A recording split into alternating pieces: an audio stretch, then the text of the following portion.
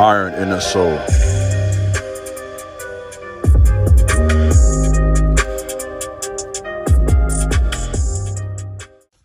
What's up, YouTube? This is your brother Iron and Soul, back today with another video. Please subscribe to my channel, like this video, share this video, leave a comment, let me know what you think about my content. Also, for those of you who are new, please follow me over on Instagram at TheKingJabez. It will be greatly appreciated. I want to just speak from the heart tonight. I don't have any notes. This is not a formal talk, or this is not a history lesson, though there will be a few references from our history. And I want to talk about in this video just what I see so clearly, and that is the results of removing the black father from his family. Look at the results. For anyone who thinks it's a good idea to have single family homes, I want you to take an honest assessment of the collective, not individual families, because you always have individual families. So before you start mentioning people like, you know, the Ball family and others who are doing well for themselves, we're not going to talk about the exceptions.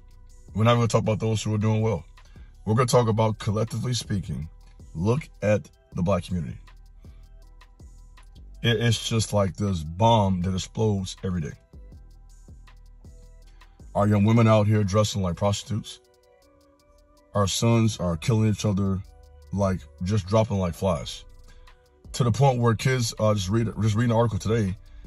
A teenager dies, gets shot and killed, and they're having like this candlelight, ceremony for them. You know how people do that in different parts of the country, and you got people showing up at funerals and candlelight services and whatnot, shooting and killing someone else. So it's just this very murderous spirit that has infiltrated our communities. And when you have no authority, this is what you're going to get. When there's no father to set the tone, and I know a lot of you don't like this, because a lot of you hear the word father and you just cringe, and that's your problem. This is why we have men 19, 20 years old who show up to work and have no idea how to work an actual honest shift. They get to work and every other man is outworking them, outthinking them, making more money than them. It's because we're raising weak people. And that's not to say that it's necessarily just one person's fault. This is the idea of God. It was God's plan, I don't care what you say, to have a father there to set the tone. What do you think the word father means? We refer to God as God our Father. You understand that? You know how much of a weight that is? I have 3 children. Being a father is the hardest thing I've ever done. It's harder than, this is harder than going to college, finished. I've completed college, graduated, got a couple degrees. Being a father is harder. I was fortunate enough to meet a beautiful woman, a quality woman, and get married. Being a father is harder than being married. Okay? I was in the streets as a teenager, gang banging, all that. Being a father is harder than being on the block. It's one of the most difficult things you can do as a man. And there are so many agendas to remove the black man from his family. Now, I'll talk about this briefly and from a historical context at this point. Let's go back about, we don't have to go back to 1619. Because it started there on the plantation, to be honest. It started back in 1619 on the plantation. But we won't go that far back. Let's go back to about 1960s, 70s. Men like my grandfather, other black men, were working nice jobs at steel mills, different companies, making good money. Making enough money to very comfortably take care of a family of 4 to 6 kids. My grandfather does not have a high school education. My grandfather never learned to read. But he got a trade when he was 18, 19 years old. He had the same job for 30 years, and he made good money. Bought property that, he lived on the west side of Chicago until about maybe 4 or 5 years ago. Bought a nice house, Bought a nice house out in Broadview, Illinois. And just was able to sustain his family, as other black men were. Well, you know what happened in the 80s? The whole release of the crack cocaine epidemic that destroyed our communities. Fathers started getting locked up. Sons started killing sons. And that's when the murder rate increased greatly amongst young black men. This is when we really started to just start killing each other in the 80s. And that war that began in the 80s, right, which is also the birth of gangster rap with NWA, Niggas with Attitudes, that all came from a place. That wasn't just talk. That was the reality. My father died in the 80s. Did you know that? So, guys, when I talk about, by the way, this is for you people who think you know me. When I talk about gang culture in Chicago, in the streets, and that offends you, I'm going to say this respectfully, you don't know me. Just because I have a history and a background in the church, you have to also understand I have a history in the streets too. I have a history in the streets too. I'm not some goofy because I believe in God. Okay, let's be clear on that. My father was a vice lord. My uncles were Foghorn hustlers. I was involved for a while. Okay, in Chicago. I'm not talking about no suburb. I'm talking about the rack. You hear me? West Side Chicago. So when I speak on these things, I'm not speaking from a secondhand perspective. I'm not one of you guys on the internet who Googles rappers online and study their lives and get online and start commenting about their lifestyle as if you actually understand. Because you watch some documentaries and YouTube videos. I'm not that guy. Okay, that ain't me. I'm not DJ Academics. I'm not somewhere in Ohio recording with this corny voice, talking about something I don't know nothing about. This is your boy DJ Academics, and today we're talking about a Chiraq Savage. I'm not that guy, bro. I'm not that guy. That ain't me. I'm talking about firsthand real experience. So I know firsthand what the streets can do to a family. And not just the streets. That's just one aspect of it. That's one part of it, because that's the only part you all want to talk about. It ain't just the streets. It's not just the gang members. It's also these crazy mamas. It's also, yes, I said that, these crazy mamas who raise their sons to hate men, to disrespect men. And all you're doing, mama, is handicapping him. So when he becomes a man and he's around another man working, he got an attitude, acting soft and feminine, and wondering why he can't advance at work, you did that, mama. You set him up for that. You told him his whole life he don't have to listen to men. And he got to listen to his daddy. And now he's 20 years old, somewhere working on a job, and men told him what to do, and he can't do it right, then he gets fired. Because you end up looking slow before everybody else. This is what we're doing. We are handicapping our young men. I got news for you. You have to listen to people. That's life. They teach that in the military. To be a good leader, you have to be a good follower first.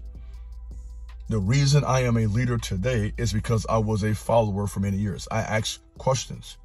Even though I was a natural leader and had leadership qualifications at a young age, I had enough sense to understand there's something called rank. And because I understood that concept, even as a 19, 20-year-old, I was always advanced everywhere I went. Meaning, if I worked at a job, within a year or two, I was a supervisor or manager. I went to Bible college. Oh, you know the story? They made me resident assistant. When I was in the streets, I was running the block. I'm not bragging. I'm telling you the type of character I have. I understand how things work. When a man is in power, I can work under people. Some people don't get that concept. And the reason I understand that concept is because I had a stepfather. I had a grandfather. I had uncles. I had older cousins. I understood how that goes.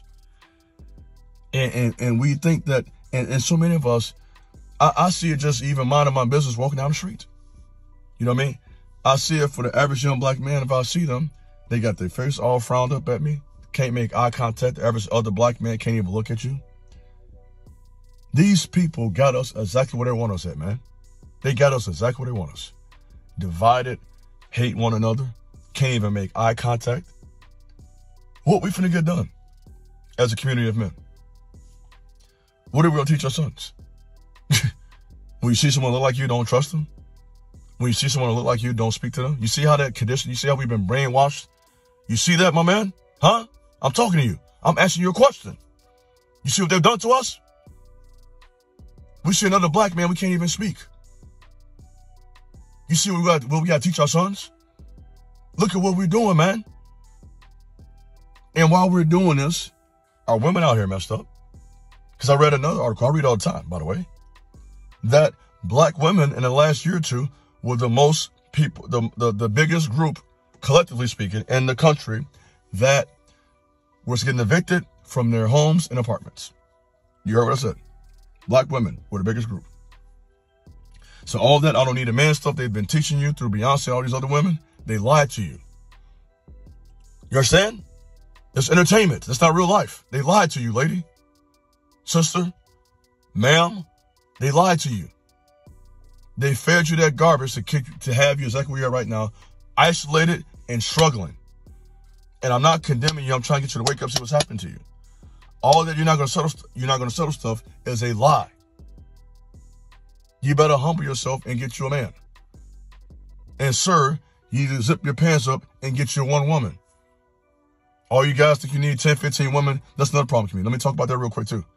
Because I'm going to get on ladies, I'm going to get on you men too. I'm going to get on you players who got kids by 10 women. You out of control. You out of control, my boy. You out of control. And that right there is a bad standard to set for our sons. I don't care what you say. I saw another video of a guy online. He was taking a picture of like 10, 15 kids by 4 or 5 different women. And he's sitting there smiling like this is honorable. That's not honorable. You want to be a man of honor? Get you one woman. Have sexual discipline. Learn how to retain your semen. I'm going to talk to you. This is man talk. I don't care if like, no, I don't care if like this or not. You hear me? Retain your semen. If you are a man and you cannot retain your semen for a week or 2 weeks or 3 weeks, you're weak, my boy. Huh? I don't care if you lift 500 pounds. If you can't hold on to your semen for 1 or 3 weeks, you're weak, my man. You are being controlled by your lower nature. You are in your root chakra. You can't even reach your full potential like that, my boy. How do you think Muhammad Ali won all those fights? Let me talk to you. Yeah, let me slide this retention talk. This is a low-key retention talk too, by the way. I'm going to slide this in there for you real quick. Muhammad Ali retained his semen for about 60 days before a fight. David Haye, UK boxer, 42 days. Mike Tyson didn't have sex for years. And it's not just boxers. You got basketball players. LeBron James was on retention in year 1 championship. Go look the video up. Rappers do this too, by the way. Entertainers. And not just rappers, entertainers and athletes. Businessmen. Men like Malcolm X. Leaders. Understood the importance of sexual discipline. Malcolm X was celibate for several years before he became a Muslim minister and before he became a married man. He eventually got married, had, I think, 6 kids with his wife.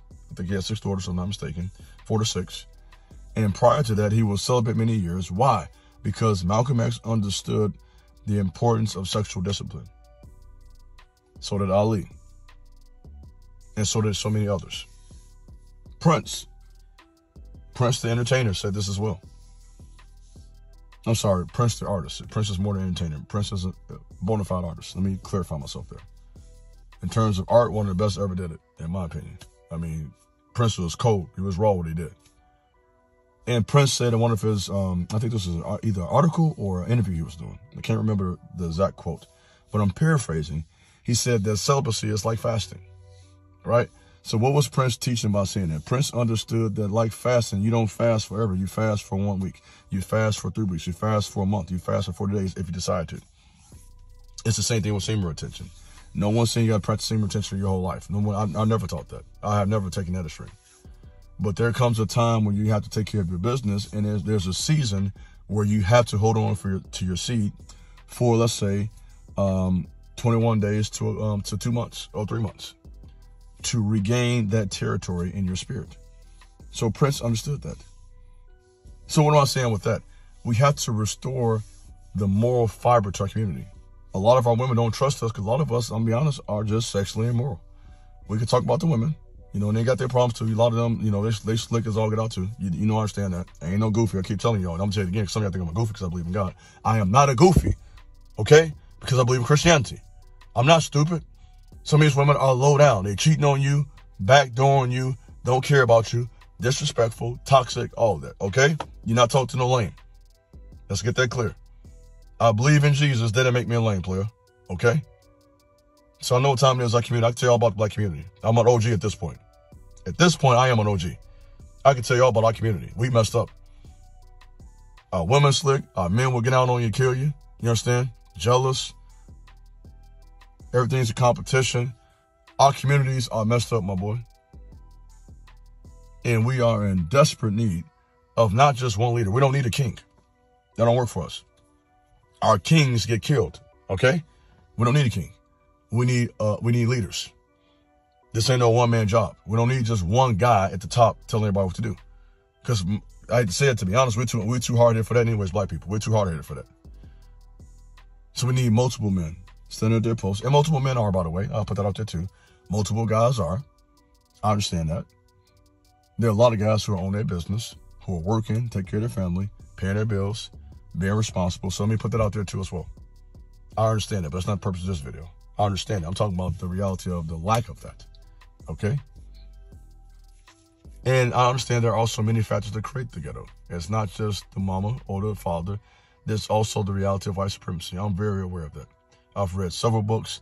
A great one is Dr. Michael Dyson, The Tears We Cannot Stop, where he clearly identifies the issues of white supremacy, systemic racism, and all the various issues. There's another book, Mass Incarceration, how it is basically the new Jim Crow. So I'm not some dummy that don't understand what's going on out here, okay? I know exactly what time it is out here with us. I'm a master of being a black man. Okay? I can't tell you about nothing else, but I can tell you all about being a black man in this country. So I done studied all that stuff. From the Bible, to Malcolm X, to the history books, you dig, to people like Dr. Dyson, you understand? My own personal study, post-traumatic slave syndrome. I did my research, my boy. I'm not on here just talking. So we need a lot of help. So what is my goal with this? What's the purpose of this conversation? We need to take being fathers serious. A lot of us hear the word father and we run from that. We don't want no parts of it. And we blame the court system, we blame the mama and everything else, and that is a problem. I understand that. But at the end of the day, our sons need us. We're seeing right now the gun smoke all over the country is manifesting what happens when boys lack male leadership. They run wild. Because it was never God's idea. The way God created boys are like loose cannons without male leadership. That's why they have the military. That's why they have coaches. That's why they have fathers and uncles, community centers. There's a reason for that. And the lack of that in the black community is destroying our boys. They're suffering the most. While we out here as black adults, grown as all get out, you know what I'm saying? Trying to compete with another black person, looking down on somebody. While we out here compete with each other, our kids are being annihilated. Through the school systems, gangs, shootings, teenage pregnancy, and probably another 5, 10 issues I can't even think of right now.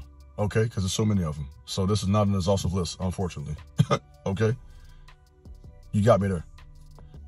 What are we going to do? That's kind of bottom line. What are we going to do? We need to take being a black father serious. That is a position of honor. Being a dad is a huge responsibility. And when you and I can do that well, that's powerful. It is an act of spiritual warfare, my brother, to be a strong black father in this country that's against you. This country ain't made for us, bro. I'm gonna just be honest with you. I'm gonna keep it a buck with you. Tupac been taught us that. We're living in a white man's world. That's the reality of being a black man in America, whether you like it or not. Doesn't mean you can't make it. Doesn't mean you can't thrive. You can do all that. You can thrive. You can make it. You can go to school. You can get your 2 or 3 jobs. You can become a lawyer, doctor, you name it. Entertainer, rapper, personal trainer, businessman, entrepreneur, whatever you want to become. You can be all you want to be, like the army. But with all of that, it will be a struggle for you to raise your children. And if you can do that, that earns my respect. You got my respect. You raise your black children in this country, well, that is honorable in my opinion. And so I want to challenge more of you young guys, because a lot of you guys say, okay, that's cool for you, OG. No, I ain't trying to hear that OG stuff. Being a father, according to God, is a position of a young man. Oh yeah, the Bible says the bride of your youth. So if God intends you to be married as a young man, I know you don't like this, that means he wants you to have children as a young man too. Why? Because he wants you to be strong. He wants you to be healthy. Kids take a lot of work. So he wants strong, healthy, young, capable men in their early 20s. I know y'all want to hear that. He say, I'm finna cut you off. I ain't trying to hear that. You need to hear this, my boy. I want some of you guys to step up to the plate. Being a dad is not an old man's position. I mean, you will become an old man eventually. Obviously, that's common sense. But you supposed to start that game as a young man. You know what I mean? And, you know, all the lives different. I mean, I didn't start till I was 33. That's when my son was born. You know, we're all different. And that's fine. But, you know, and even if you do it 30, who cares? Whether you're 25 or 30, the bottom line is it's still relatively young to start your family. At some point, we should have a desire to start a family. And to have sons, to have daughters. All you guys, these women ain't no good, and they just, you know, 3 or 4s and blah, blah, blah, blah, blah. All of that. I tell you what you need to do. Since that's the case, won't you get your woman, have you a daughter, and raise her to be an honorable woman and show them how to do it. You ain't gonna do that though. You're not gonna do that. Yeah, since all these women so bad, why don't you raise a good one, and be in position to bless a young man with your daughter. A lifetime blessing. That's what I want to do. I have a little girl too. And I want to be in a position one day when they're in their 20s and they're ready to turn them over to a young man who I believe is capable, who I respect at that point. If I don't respect them, I'm going to tell my daughter, I'm going to be honest about it. I ain't going to lie. You know, I'm going to tell you the truth. But when it comes to a point, you know, 20 years from now, and they're grown at that point, and they run to a young man who's capable and own their stuff, at that point, as a man, I'll have to turn my daughters over to another man. That's how that works. You know, and I cringe if you think about that now because I love my daughters, but that's just the reality of life, my boy. So for all of us who say that, you know what, these women are no good, why don't you be a good man and raise some good daughters? How about that? So, you know, I'm going to say something, guys, you've heard me say before. This is my first time saying this, Iron, so you know what I'm going to say. Everything stands and falls upon leadership. You dig? So the buck stops with us. We think about the black community. You know, what the white man got going on, we can't control most of that, to be honest. But what we can control is what happens within our own households. That part we have control over. So we have to be responsible and be the priest, provide, protector for our own children. Can't worry about everybody, but for our own. And so I trust that this will be a conversation starter, at least, if nothing else, as to the importance of the black father in our communities. God bless. Peace.